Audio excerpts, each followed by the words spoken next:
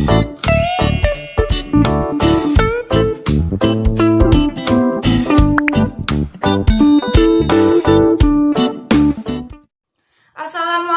warahmatullahi wabarakatuh. Halo semuanya, berjumpa lagi bersama saya Najah Suratul Jannah. Terima kasih saya ucapkan kepada teman-teman semua yang telah meluangkan waktunya untuk menonton channel saya ini. Pada video kali ini saya akan membahas tentang kajian feminisme. Kajian feminisme yang akan kita bahas yaitu pada novel yang berjudul Secuil Hati Wanita di Telu Edan karya Fanny Karismawe. Sebelum pembahasan itu kena mulai, kalian jangan lupa untuk mendukung channel saya ini dengan cara mengklik like, subscribe, serta share video saya ini ke teman-teman kalian semua, dan jangan lupa tekankan jejak di kolom komentar. Sebelum kita mengkaji lebih jauh tentang pendekatan feminisme di dalam novel Secuil Hati Wanita di Telu Edan karya Fanny Karisma, terlebih dahulu kita harus tahu dulu apa itu pendekatan feminisme.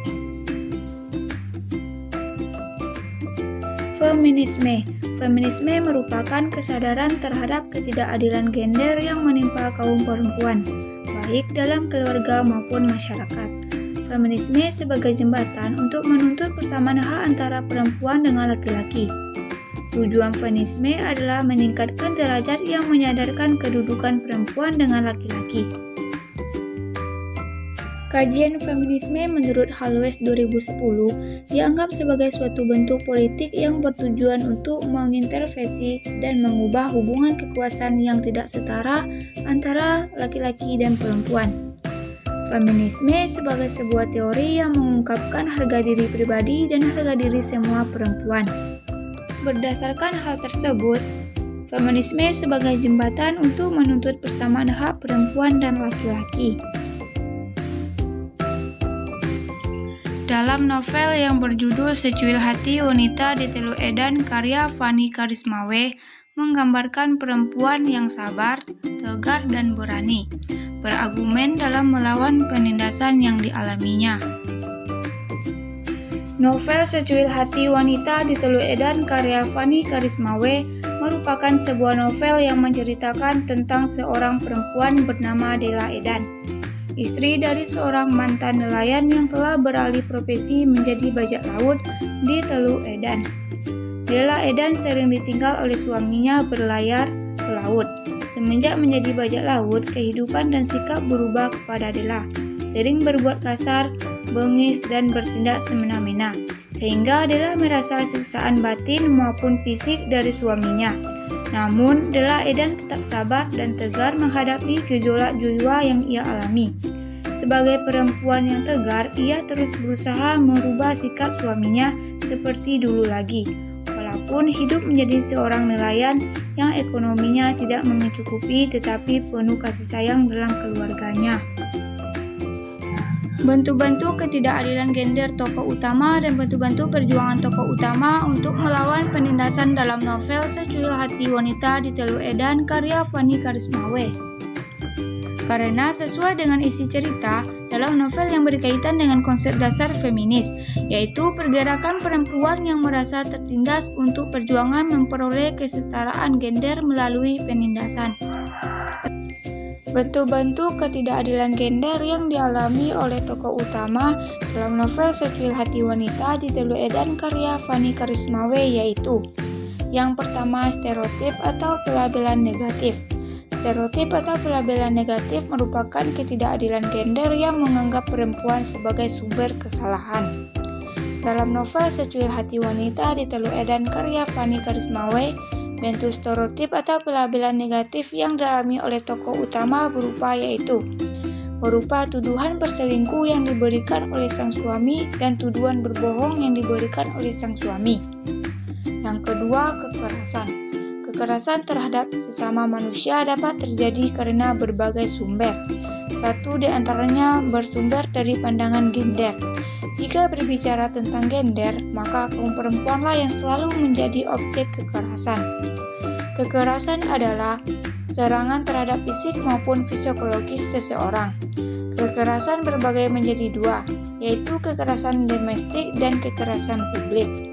Bentuk kekerasan yang dialami oleh tokoh utama perempuan dalam novel Secuil Hati Wanita di Teluk Edan karya Fanny Karismawe adalah kekerasan domestik atau kekerasan dalam rumah tangga yang dialami oleh tokoh utama berupa dalam novel Secuil Hati Wanita di Teluk Edan karya Fanny Karismawe berupa kekerasan fisik dan kekerasan emosional.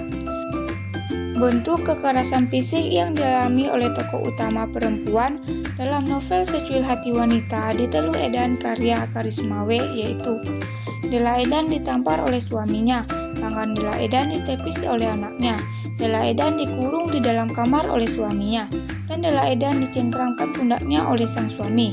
Sedangkan bentuk kekerasan emosional yang dialami oleh tokoh utama dalam novel Secuil Hati Wanita di Teluk Edan karya Fanny Karismawe yaitu Della Edan dibentak dan diancam oleh suaminya, Della Edan dijauhi oleh anaknya, Della Edan diancam oleh anaknya, dan Della Edan merasa sedih saat ditinggal oleh sang suami.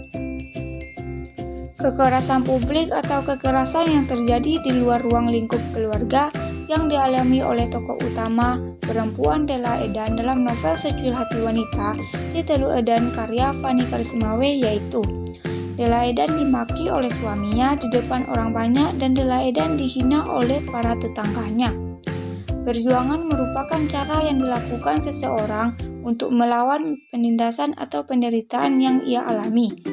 Perjuangan yang dilakukan oleh tokoh utama perempuan di dalam novel Secuil Hati Wanita karya Fanny Karismawe adalah sebagai berikut. Yang pertama, memberi pemahaman. Bentuk perjuangan yang berupa pemberian pemahaman yang dilakukan oleh tokoh utama dalam novel Secuil Hati Wanita di Teluk Edan karya Fanny Karismawe yaitu Della Edan memberikan pemahaman kepada suaminya ketika ia dituduh berselingkuh. Della Edan bercerita kepada sahabat suaminya agar disampaikan kepada sang suami tentang tekanan batin yang ia alami. Dan Della Edan memberikan pemahaman terhadap anaknya yang mulai membengkang. Yang kedua, mengutarakan pendapat.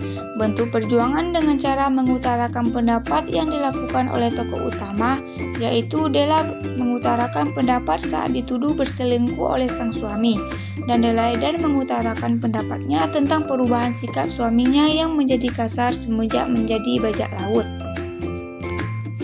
Di dalam novel ini banyak memiliki nilai-nilai kehidupan, seperti cobaan dan perjuangan tokoh utama perempuan dalam menghadapi penindasan dalam kehidupannya, yang patut diteladani oleh kita semua dan memiliki unsur-unsur intrinsik yang dapat dikaji. Nah, itu saja pembahasan kita pada video kali ini. Saya ucapkan terima kasih kepada teman-teman semua yang telah meluangkan waktunya untuk menonton video saya ini. Semoga apa yang saya sampaikan tadi bermanfaat bagi saya dan kalian juga. Berkaryalah supaya orang di masa depan tahu bahwa kamu hidup di masa sekarang.